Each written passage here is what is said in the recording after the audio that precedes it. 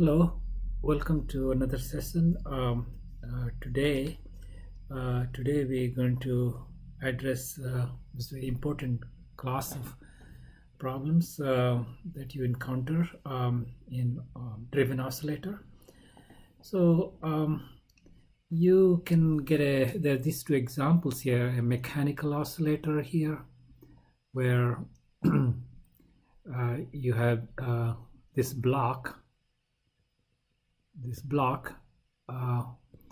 of mass m attached to a spring or spring constant k, and the whole thing is attached so that this moves in a fluid, and this is called dash part, a fluid in which it finds a friction which depends on the velocity, and the constant is b for the force, because of viscosity there. And then the whole thing is driven sinusoidally by something rotating, and there's the structure in which there's a screw here and screw here, which the rotational motion, it gets converted into translation motion here, to which this spring is attached. So we write the equation of motion for this block.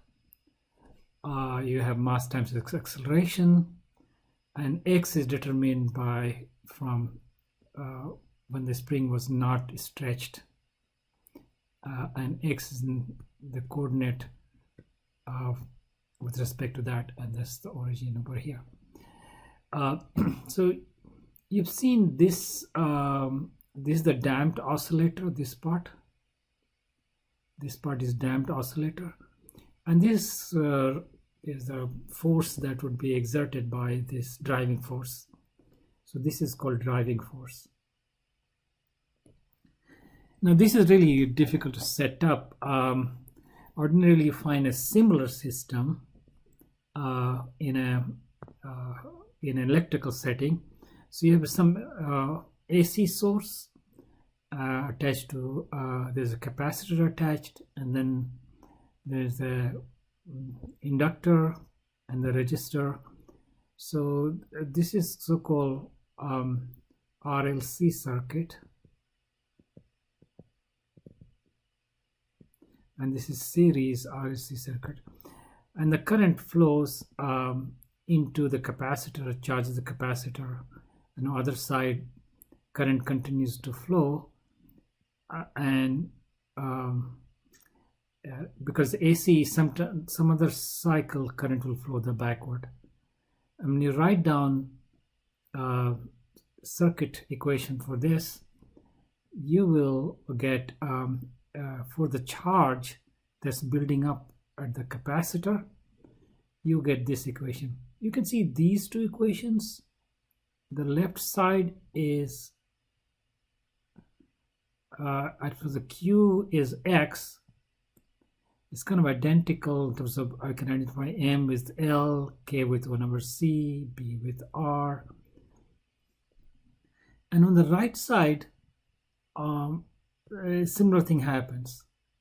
So whatever you expect, the physics you expect in this system, you can have analogous physics over here, except for Q. We're talking about Q versus the displacement, right? So both of these equations often we just kind of write in a little differently, if you remember.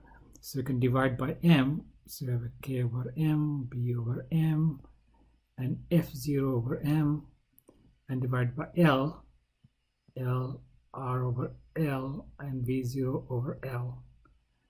And we can see that yeah, so here is a constant unit acceleration, right? So you can kind of write it like A0, and over here you have a this will be unit of di dt, or the current over time. right? This will be current over time, and this, you can call this guy also A0 if you like. All right, so there's some other simplification we do. We have a K over M,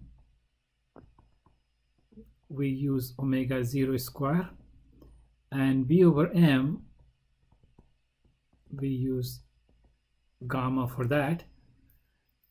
And similarly in this circuit, you will use 1 over LC will be omega 0 square, and R over L you will use as a gamma. Okay. Now we can write one equation using these same symbols, and you will get d square x dt square plus omega 0 square x plus gamma dx dt, and on the other side will be some a0 cosine omega dt. So you can see that there are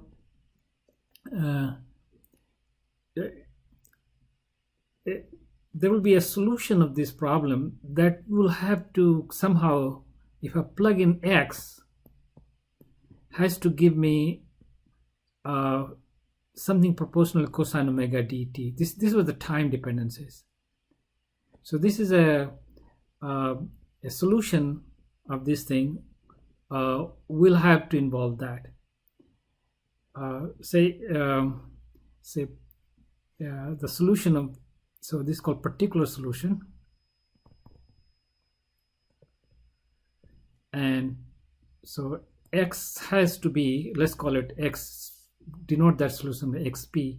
So xp of t will have to have something that gives rise to cosine omega dt, and this is actually equal to some constant, like you have a0, so like particular, say p, would be related to these guys and these constants, and cosine omega dt plus some phase. So these are things that I have to find out to actually solve this problem, right? So you will see this is actually AP will be a function of A0 omega 0 gamma omega d, so driving frequency. And similarly, this guy phi p will be a function of omega 0 gamma and omega d. Okay. However, you can say if I add another function x of t, so that d square xc dt square plus omega 0 square xc plus gamma dxc dt equal to 0. So you can always add to this answer, another function that satisfies that. So the solution, we say, is a combination of these two. So the net solution, our general solution, x of t will be equal to xp of t, let's call it xc of t plus xp of t. So that's the general solution. This one you already know what it looks like. This looks like some let's call it AC e to the power minus gamma t, gamma over 2t actually, cosine omega 1 t, omega 1 t plus say phi c, and omega 1t, omega 1 is square root over omega 0 square minus gamma over 2 square, and these and this depend on initial condition, how the oscillator got started, right? Okay, now I'm going to show you something before we get into the details of these numbers, and we would see that these guys will not be very interested in just a second. Okay, so we have a solution of this original problem. Actually consists of sum of two parts. One part looks like this and another part looks like this, and we haven't really figured out how explicit expression for that, but it will be like that, and we'll actually figure out those expressions in just a minute. So let's look at what x is a function of time. So if I plot x as a function of time, so we can plot xc and xp. So if I plot xc, and then we can plot xp, and then we can plot x, which will be the sum of these two. So xc, you can see it's actually damped as oscillator. So it can be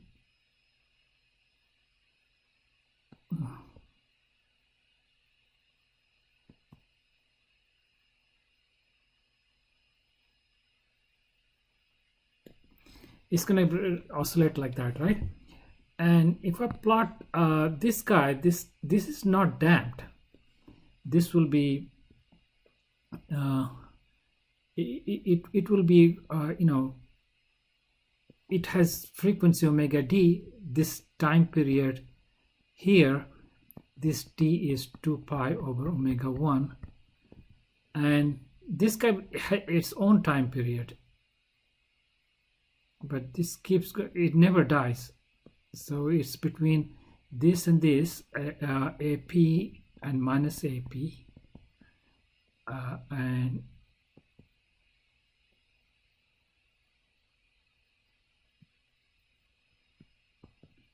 so it's just a cosine goes up and down,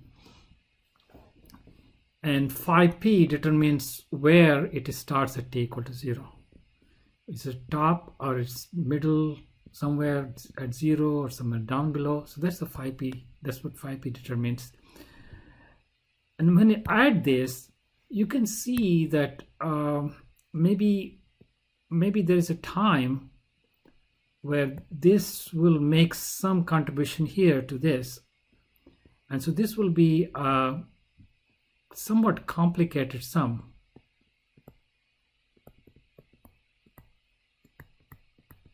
But down here, this guy becomes really small, and the only thing left is xp.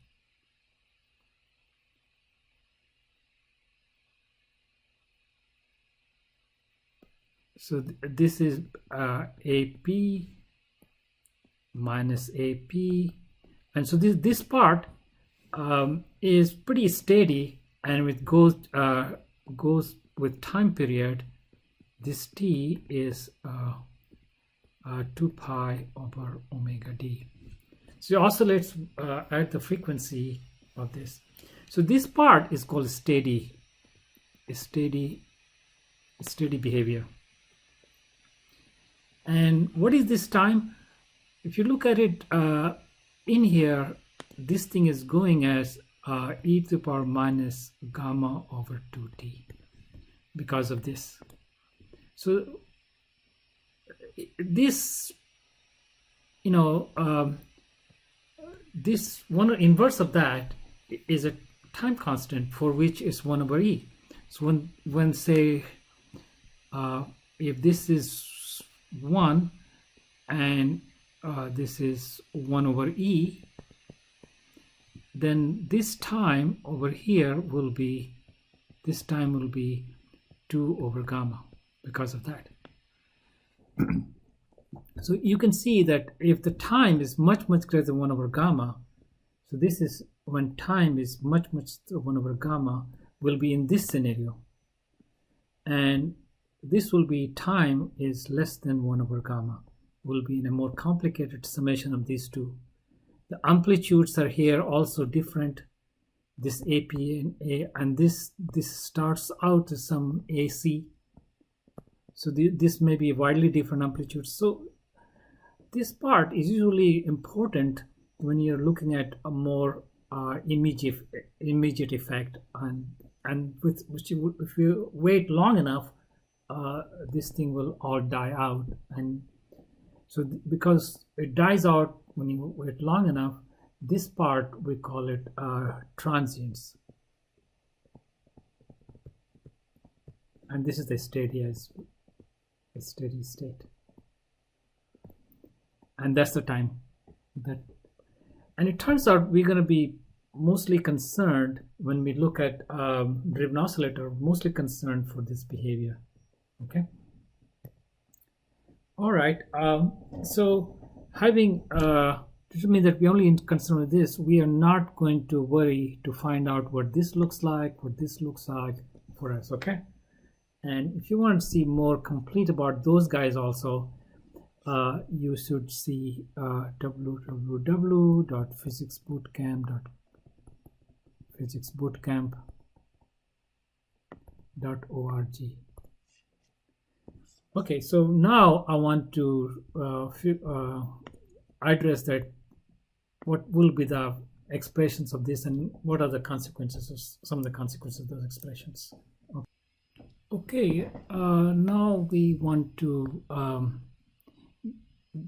get expressions for this in terms of this, and that.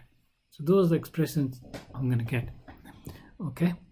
All right. How do I do it? I just plug this into these places and try to collect terms. So if I do second derivative of this, I'm going to get minus omega d square, and I get the whole thing back, xp. And when I do this, I actually get cosine turns into a sine, minus omega d gamma, and then ap sine omega dt plus phi p. And this one just omega naught square xp. And the right side is just right side. Okay. Now these guys can be combined. So omega 0 square minus omega d square xp minus omega d gamma ap sine omega dt plus phi p, and the right side same. Okay, now let's write down the this guy as the whole thing. So that's ap cosine omega dt plus phi p, and on the other side is a0 cosine omega dt. Now if you expand this, you're going to get a cosine and sine omega dt, and same for here. So now we need to collect terms. So I'm going to collect terms like this: omega 0 square minus omega d square ap, things which are cosine omega t I'm going to write first line, so cosine phi p. So these are like time independent. So this one term I'm going to get from there. Another term I'm going to get is going to be sine omega dt, and then it's going to be omega 0 square minus omega d square ap sine phi p. It's going to come with a minus, because when the cosine expand, you're going to get a minus. Now this guy comes with a minus here, so I'm going to get sine this and then cosine that and cosine this and sine that, right?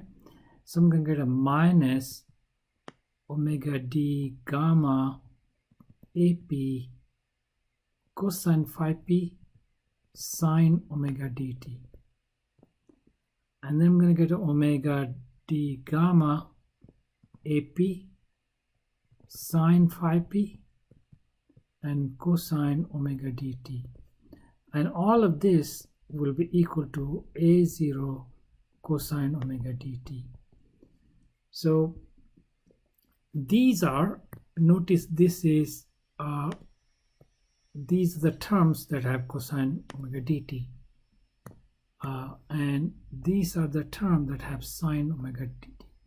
So cosine omega t from left side together will equal to the coefficients of that, right? So this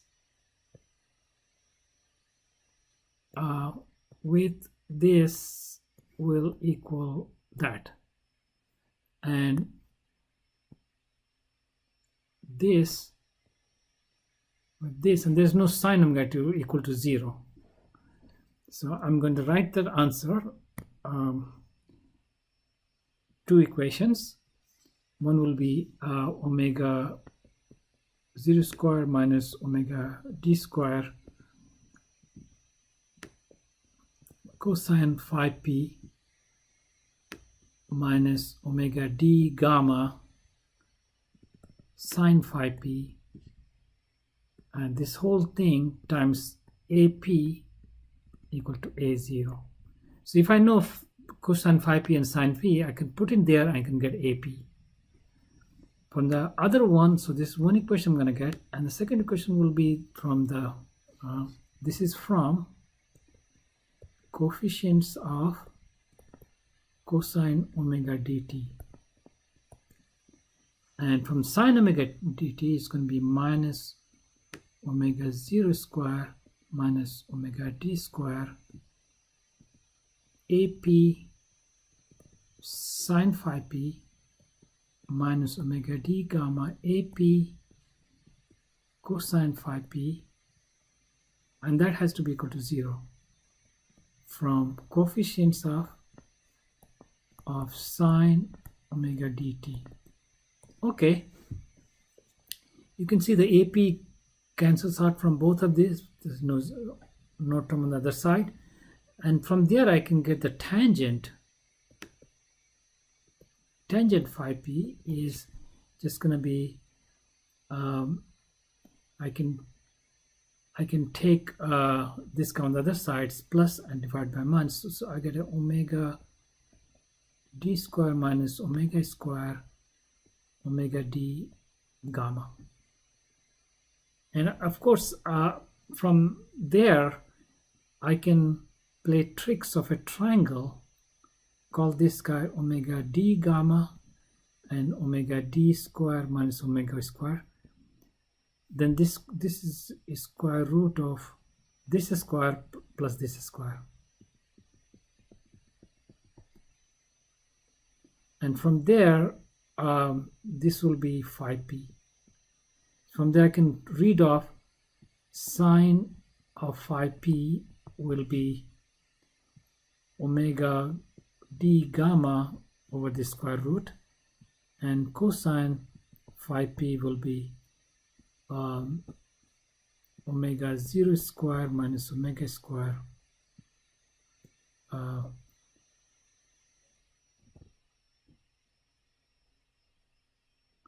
over square root. Okay, so we got this, guys, and I plug in there. I can use this in here and this in here, and then I can solve for AP. So what's the final answer you're going to get? You're going to get a very messy looking thing, but you can actually simplify it. You can see the cosine phi is, you're going to have a square of that, and then you're going to have a square of that, and then they will combine, and AP actually becomes a very simple form. And I'll give you the next. Okay, so here is the final answer in terms of things we once you have solved it and simplified it, you can see that what we have found is our oscillator has, there is this time frame in which we are not interested. These are transients. For most cases we're not. Sometimes we're interested, but most cases we're not, when this t is much less than 1 over gamma, and over here is t much greater than 1 over gamma, and this is this time that this oscillator kind of oscillates in this manner at a constant steady pace.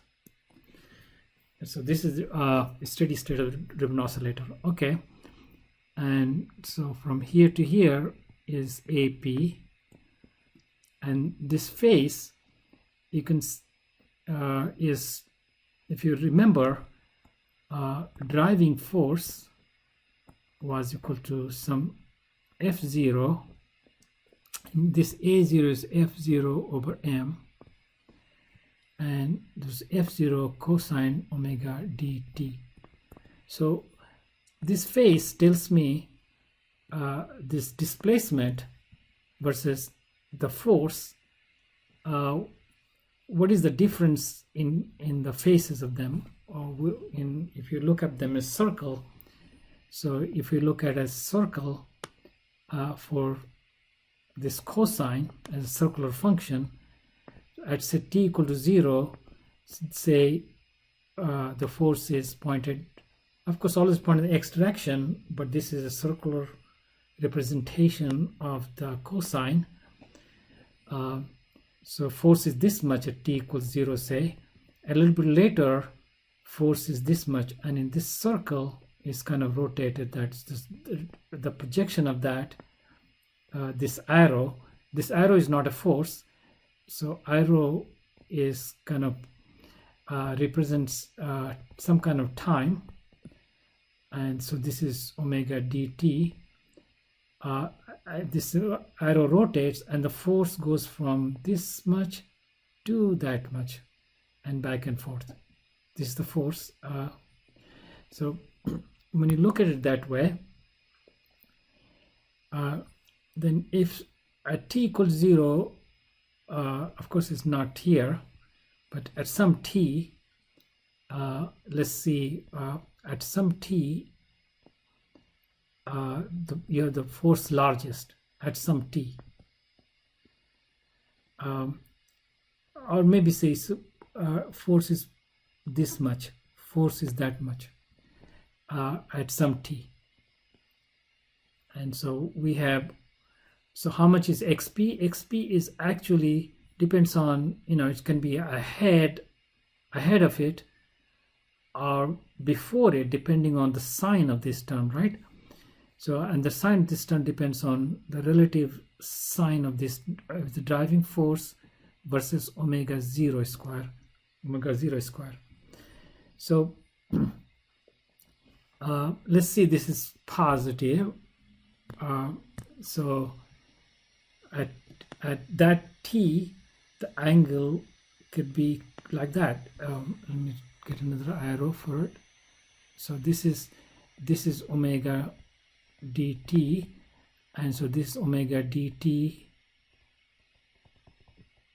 plus phi p, if phi p is positive. If phi p is negative, it will be in that direction. If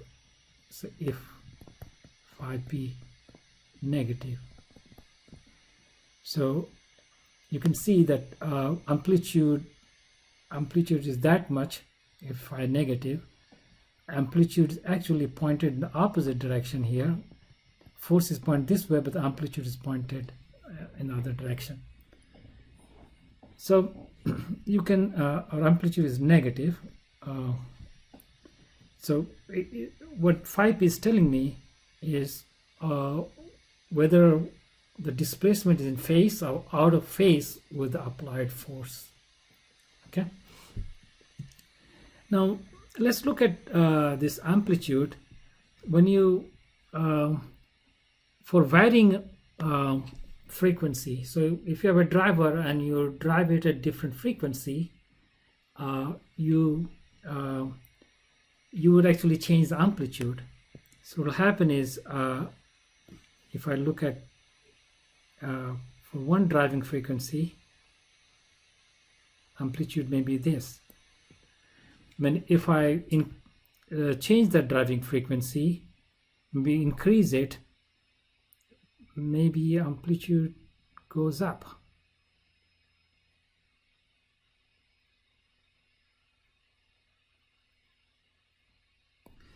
If I further increase the amplitude, so this is omega d2, omega d1, and so this is time. And if I increase omega d2 is greater than omega d1, and if I use yet another frequency, maybe very fast frequency, maybe if amplitude goes up even more. But if I increase the frequency even more, you might find this thing is kind of, so this is omega d 3 is greater than omega d2, but this omega d4 is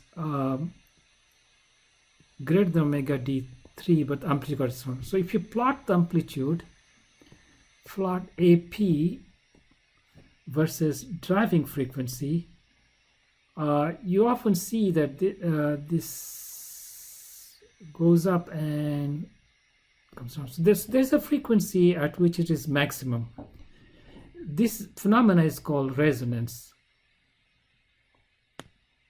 And because we're looking resonance amplitude, the variable is xp, resonance of amplitude of xp. So you can see this is a frequency of importance where it's maximum, and this frequency is called resonance frequency and usually denoted by this. So this is resonance frequency.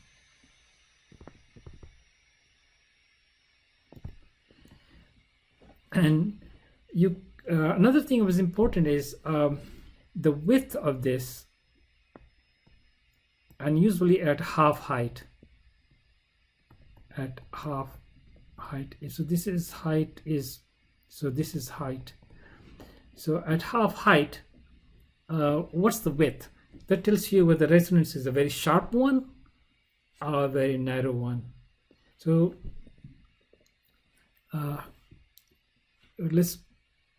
we can find where this happens in terms of, you know, your gamma and omega 0, and so you can actually find that analytically, and you can also find an analytic expression for what the width is.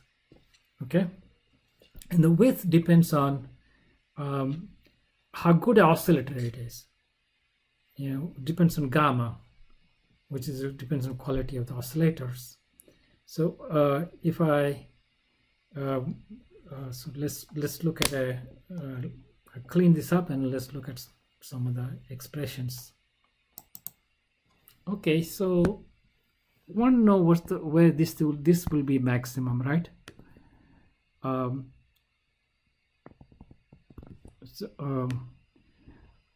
As I vary omega d and keeping everything constant, so omega d, these two places I vary.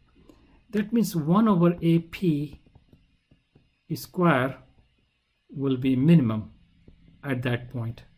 So if you look at 1 over AP square, and you can also bring back 1, so 1 over AP is just going to be square root of this, or f0 over m, maybe bring over that, so f 0 over m square. So the square root, it will be f0 over m square over ap square. So this is some new thing we just constructed, and that's just omega d square minus omega 0 square plus omega d square gamma square, right? And I want to know what is the peak depth value of this will be, because if this is max, this is constant, then this will be minimum. So we need to take a derivative equal to 0, take a dwt equal to 0, and you can see 2 omega d square. Actually, we can just do with omega d square. You don't have to do omega d square, omega d square minus omega 0 square, and then omega d square, say call this guy y, and so this is with respect to y, and plus gamma square equal to 0, because I'm doing this with respect to this whole thing. So you can see, you can put gamma square on the other side, 2 omega d square minus omega 0 square equals minus gamma square over 2, and so 2 go away, and bring this on the other side. Omega d will be, and we just took a positive root, omega 0 square minus gamma square over 2. And if gamma is much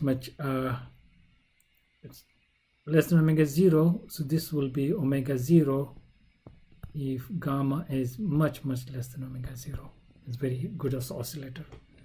So driving frequency is actually, for a very good oscillator, we can find the natural frequency of the oscillator, which you may remember, that's the square root of k over m,